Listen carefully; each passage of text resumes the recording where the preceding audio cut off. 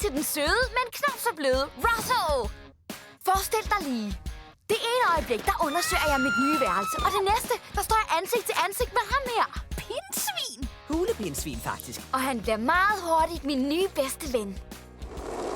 Ja! Kom så! Lad os tage en snak med chefhulepindsvinet Russell Ferguson. Hvis altså han har tid i kalenderen.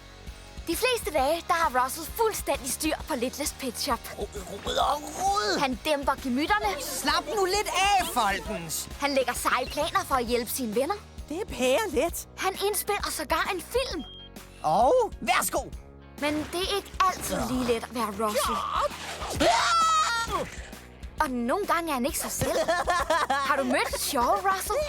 Aloha. Han har et par checklister med, men Russell forstår nu også at have det sjovt. Sådan gør vi, hulepindsvin.